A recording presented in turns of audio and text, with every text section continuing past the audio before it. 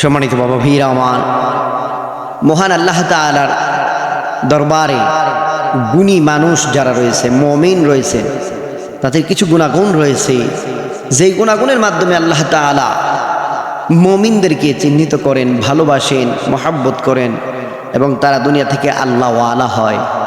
সেই কিছু গুণের কথা আমি আপনাদের মাঝে আজকে তুলে ধরব। বাবারা ভাইরা আমার, দুনিয়ার মানুষ আল্লাহ তাআলার সৃষ্টি। আল্লাহ তাআলা দুনিয়াতে মানুষ পাঠাইবার আগে দুনিয়ার সব কিছু আল্লাহ তাআলা সৃষ্টি করে দিয়েছেন মানুষের প্রয়োজনে। ও বাবারা ভাইরা আমার, আল্লাহ তাআলা মানুষের প্রয়োজন মিটাইবার জন্য সব কিছু আগে সৃষ্টি করে দিয়েছেন। আর বান্দা যেন দুনিয়ায় আসিয়া আল্লাহ তাআলার কাছে কোনো প্রকারের অভিযোগ না করতে পারে, ওগো আল্লাহ তোমার হুকুম আহকাম পালন করতে পারি নাই, দুনিয়ায় আমি বান্দা অমুকটা পাই নাই, তমুকটা পাই নাই। আল্লাহ বলতেছে, বান্দা তোমার প্রয়োজনে যা কিছু লাগে আমি আল্লাহ তাআলা তোমার আগে সৃষ্টি করে দিয়েছি, তোমার আগে পাঠিয়ে দিয়েছি। ও বান্দা, তোমার দুনিয়াতে সব প্রয়োজন আমি আল্লাহ মিটাইব, দুনিয়ার কিচ্ছু আমার প্রয়োজন নাই। আমার প্রয়োজন হইল আমার বান্দার ইবাদত। আমি আমার বান্দারে মহব্বত করি, একমাত্র আমি আল্লাহর ইবাদত যারা করে, আমি আল্লাহর মহব্বত যাদের অন্তরে রয়েছে, যারা আমার ইবাদত করবে তারা হবে আমি আল্লাহওয়ালা, আমি আল্লাহ তাদেরকে পছন্দ করি। বাবারা ভাইনা আমার, এবার দেখেন একটা গুণী মানুষ, আল্লাহওয়ালা মানুষের কি গুণ রয়েছে তা আপনাদের মাঝে আমি তুলে ধরতেছি। এক নাম্বারে হইল অহংকার। অহংকার ধ্বংসের মূল, অহংকার পতনের মূল। অহংকার যদি আপনার আমার মধ্যে থেকে থাকে, আপনার আমার আমলগুলো একটু আল্লাহর দরবারে কবুল হবে না। কেননা আল্লাহ তাআলা বলতেছে, বান্দারি যেখানে আমি আল্লাহর হুকুম হাকামগুলো ধাবিত হবে, সেই জায়গা যদি তুমি অহংকার করো, ও বান্দা কি নিয়ে অহংকার করবা? তোমার দেহ বানাইলাম আমি আল্লাহ, তোমারে বাঁচায় রাখতেছি আমি আল্লাহ, তোমার রিজিকের ব্যবস্থা করতেছি আমি আল্লাহ। ও বান্দা, অহংকার ধ্বংসের মূল। অহংকার নিজের ভিতরে ধারণ করো না, কারণ অহংকারে তোমার আমলগুলো নষ্ট করে দিবে। এ বাবারা ভাইরা আমার, আল্লাহ নবী বলে দিয়েছেন, দুনিয়ার মানুষ অহংকার করবা না। ও আমার উম্মতেরা, তোমার আমার মতো কত সুন্দরী ষোড়শী রূপসী দুনিয়া থেকে বিদায় হয়ে গেছে, কত শক্তিশালী বিদায় হয়ে গেছে, কত পালোয়ান বিদায় হয়ে গেছে। অহংকার এমন একটা জিনিস, যে অহংকার ভিতরে ধারণ করলে আপনাকে দুনিয়ার মানুষ ঘৃণা করবে, আমার আল্লাহও ঘৃণা করবে।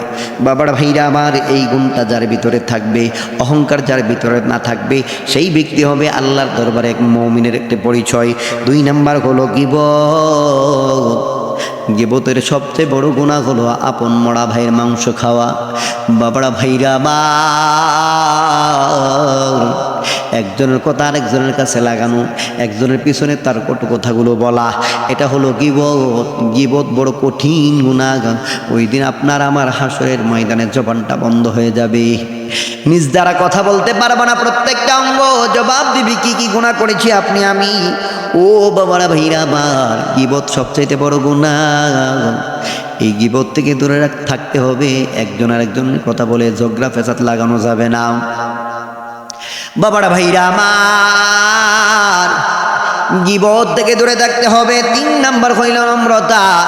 যার ভিতরে নম্রতা আছে তাকে আমার আল্লাহ ভালোবাসে। যদি বান্দা আল্লাহর দরবারে নমনীয় হয় আর আল্লাহর দরবারে নম্রতা দিয়ে উপস্থিত হইতে পারে, আমার আল্লাহ তাআলা ওই ব্যক্তিকে কবুল করে নেন, ওই ব্যক্তির মনের আশাগুলো আল্লাহ পূরণ করে দেন। বাবারা ভাইরা আমার, মুমিনের আরেকটা পরিচয় হলো নম্রতা, আল্লাহর দরবারে নমনীয় হওয়া। 3 নাম্বার হইল ধৈর্য।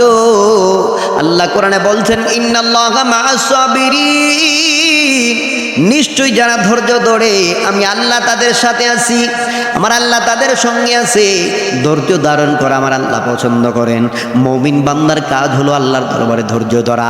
আল্লাহর দরবার ধৈর্য ধরা, এটা আমার আল্লাহর পছন্দনীয় কাজ। যদি মুমিন ধৈর্য ধরতে পারে, আমার আল্লাহ তাআলা মুমিনের মনের আশাগুলো আমার আল্লাহ তাআলা পূরণ করে দেন। এরপর হলো সত্যবাদিতা। ও দুনিয়ার মানুষ, সত্য বলে যদি দুনিয়া থেকে বিদায় হইতে পারো, জেনে রাখবা আমার আল্লাহ তাআলা তোমাকে শহীদি মর্যাদা দান করবে।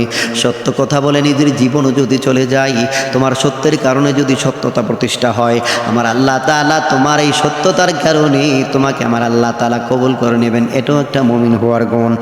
সর্বশেষ যেটা বলতেছি সেটা হলো তওবা। তওবা এমন একটি আমল, যে আমল করলে আমার আল্লাহ তাআলা দুইটা গুনাহ ছাড়া সব গুনাহ মাফ করে দেন। এক নাম্বার হলো শিরক, দুই নাম্বার হলো মানুষের হক। এই দুইটা গুনাহ যদি আপনার আমার আমল নামায় না থেকে থাকে, বান্দা তওবা করতে দেরি রে, আমার আল্লাহ ক্ষমা করতে দেরি নাই।